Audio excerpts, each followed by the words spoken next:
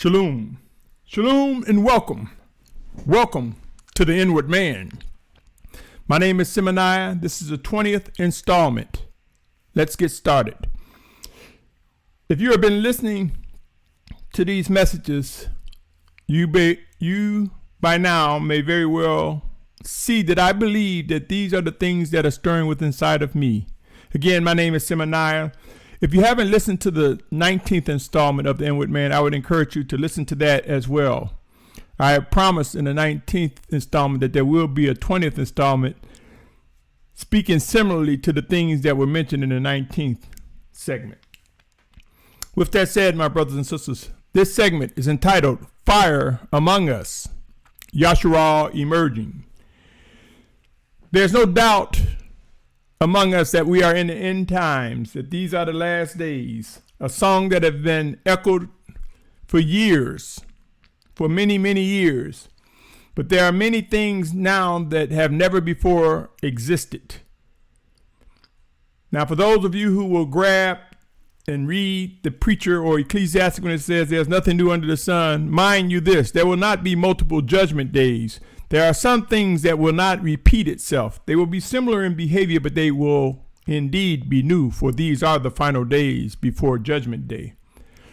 Yasharal, hear these words. Fire is indeed among us, and we will rise. We will emerge, and the world will recognize a group that will come to be known as the children of obedience to the Almighty Father Yahuah, led by his set-apart spirit, sent in Yahusha's name. I mentioned in the 19th segment how I believe, and I have said this on many occasions, that I believe that the habitable places on this planet will roll up like a scroll, thereby forcing those who are still physically alive to one region left on this planet that would be habitable. And I believe that region would be the region where life began, the region where the Garden of Eden was.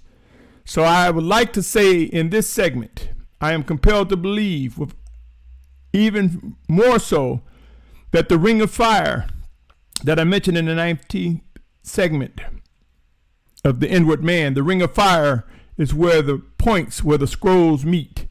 And now the scrolls are beginning to close up, and we will witness destruction come in ways of fire among us, whether it be through earthquakes and volcanoes, or whether it be through comets or meteor showers. We will witness things that we have never seen before occur as the Most High brings his plans as it relates to man in our physical state to an end. Keep in mind, the preacher even mentions that our bodies will go back to the dirt. Keep in mind that the scriptures mention no flesh and blood can inherit the sovereignty or the kingdom of Yahuah. Keep in mind what is written, all that is written, my brothers and sisters. Let me bring something to your attention. For I am one who believed that there will be a rise of the 144,000 and a great multitude, as mentioned in Revelation 7 chapter. I am one who believe in proclaiming the names Yahuah and Yahusha. I am one who believe and compelled to believe, my brothers and sisters, that these matters will not come to be in an instant. It is a gradual process, and we will soon watch it ramp up. I want to read this verse again. I've read it before, and I've spoken on it often. It is Isaiah 11:12, and it reads, "And he shall raise a banner for the nations and gather the outcasts of Yasharal, and assemble the dispersed of Yehudah from the four corners of the earth." The ring of fire, straight down the middle of fire, my brothers and sisters, we will find that this is where east meet west. This is where the date line. It is known commonly to man as the international date line. There are some things there that would be significant to triggering signs of the times even further. From the Garden of Eden to the region near Megiddo. Let me read this, O Yasharal. Deuteronomy 4:24 says, "For Yahuah, your Almighty One, is a consuming fire, a jealous Almighty One." That was Deuteronomy 4:24. Keep in mind, it says he's a consuming fire. You know, my brothers and sisters, there are also verses that talks about being tried by fire, being refined by fire. Isaiah 30:30 says, "And Yahusha And Yahuah shall cause his excellent voice to be heard, and show the coming down of his arm with raging wrath, and the flame of a consuming fire, with scattering, downpour, and hailstones. That's Isaiah 30:30, speaking on these last days, my brothers and sisters. You tell me, do you think cataclysmic conditions, catastrophes, will cause scatterings?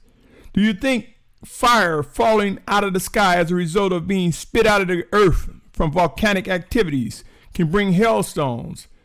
Do you think flame and a raging spirit from the Almighty Father for his wrath, do you think it can be described as such conditions that we may about to be in the midst of? In other words, could Hawaii or Guatemala be the tip of the beginning of the end? Hear these words, O Yasharal. Hebrews 12:28 and 29 say, therefore, receiving an unshakable rain, let us hold to the favor through which we serve the Almighty One pleasingly with reverence and awe. For indeed, our Almighty One is a consuming fire. Hear these words, O Yasharal. 2 Peter 3:11 through 13. Seeing all these are to be destroyed in this way, what kind of people ought you to be in set apart behavior and reverence? Looking for and hastening the coming day of the Almighty One, through which the heavens shall be destroyed, being set on fire, and the elements melt with intense heat. But according to his promise, we wait for a renewed heavens and a renewed earth in which righteousness dwells. My brothers and sisters, I have mentioned when the elements of the earth are destroyed, that I believe when it speaks of a rapture, when it speaks of meeting Yahusha, Mashiach in the clouds, it is as though one lifting something valuable off a table to put a new top. In other words, they have to wipe it or clean it real good, and then they put that valuable item back. And I believe the rapture will be akin to the spirit of Yahusha, the spirit of Yahuah, lifting and resurrecting the dead, lifting us up, and we will meet in the clouds. It doesn't say how long we are in the clouds, and it doesn't say we will meet and go off to heaven, as many may believe. And I believe in inquiring that this is what the spirit of Yahusha revealed to me, that there will come a point, not a pre-trib nor a mid-trib, but at the conclusion, right before Judgment Day, right before that transition, we'll meet him in the clouds, and the earth will be consumed, but not all the way to the core, just all that has been polluted and tampered with by man. Pray and seek to discern whether there's life in these words, O Yasharal.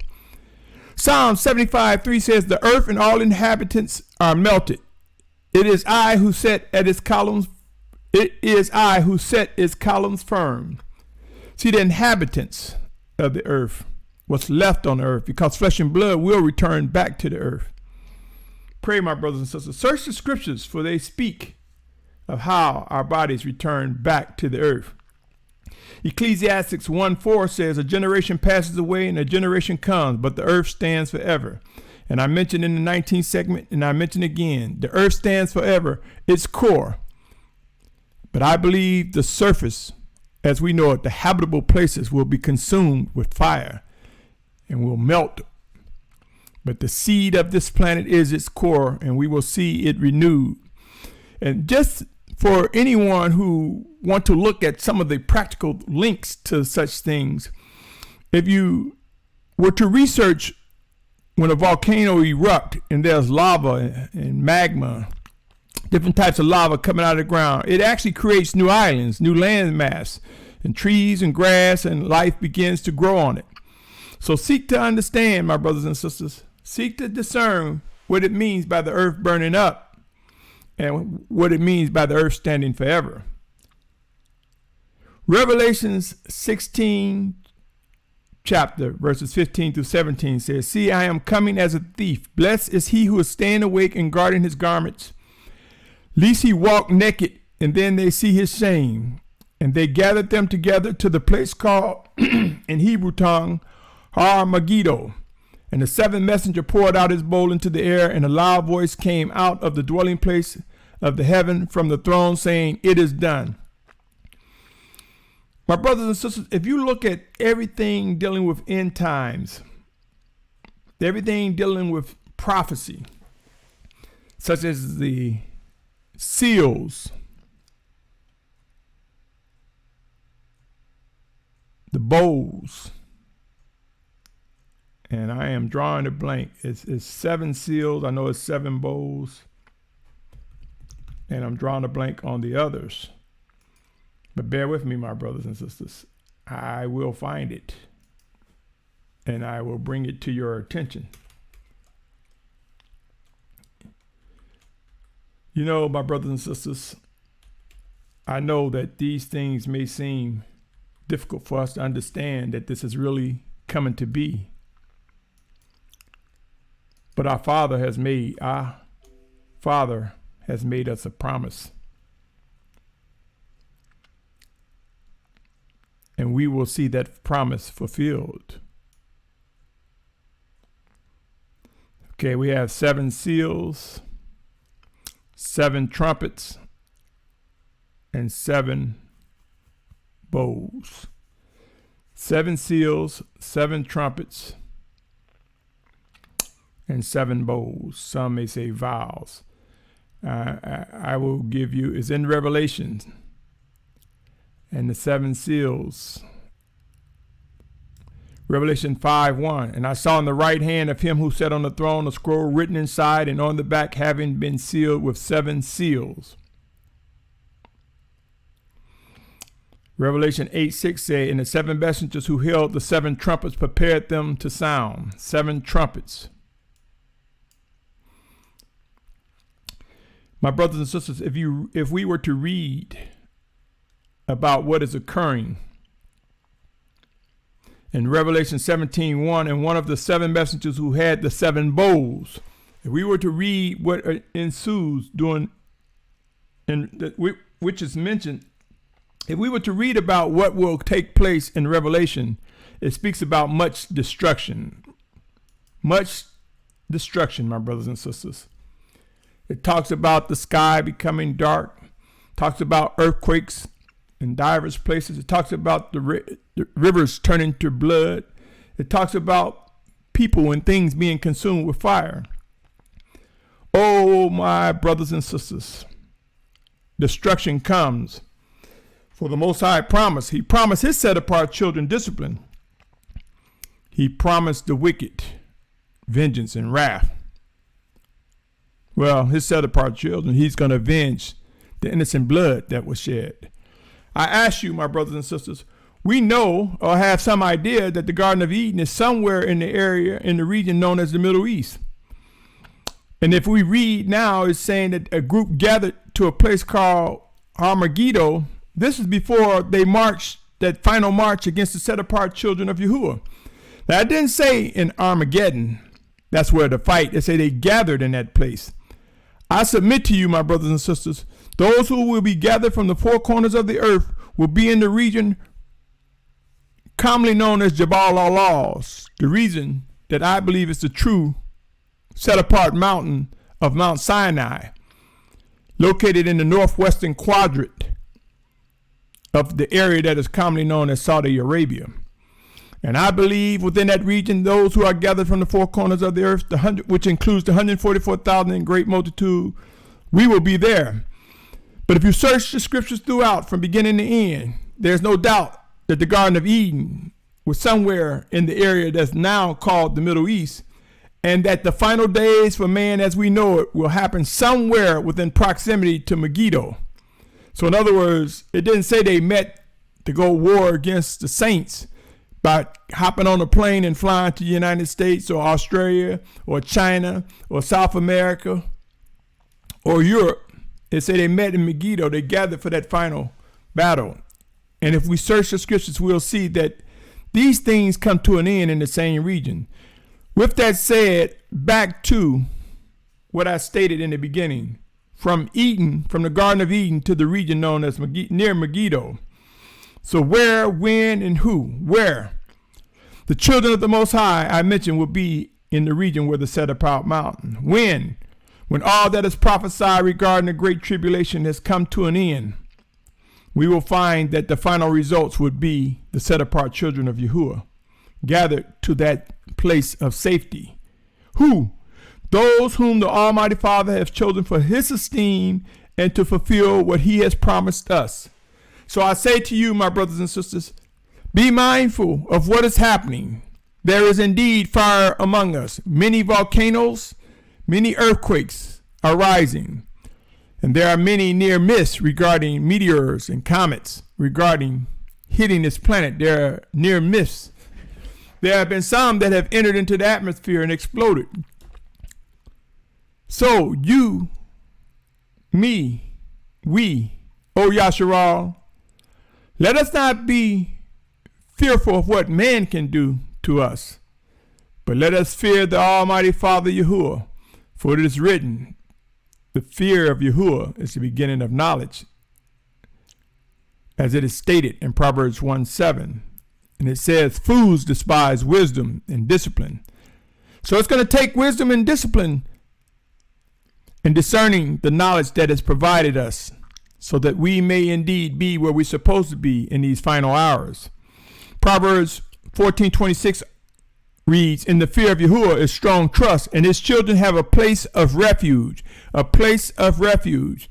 And I submit, in the fear of Yahuah and trust in him, there's a place of refuge. Whether that refuge is, as Paul said, to die in this body is gain in Yahusha, or whether that refuge is physical refuge as being among the ranks of those gathered from the four corners of the earth before the physical return of Yahushua Mashiach.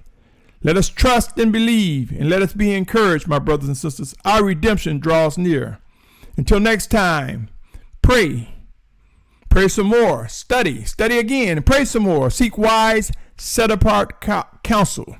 Ask questions. Do not be afraid to ask questions, for questions are indeed the fruits of one who seek answers.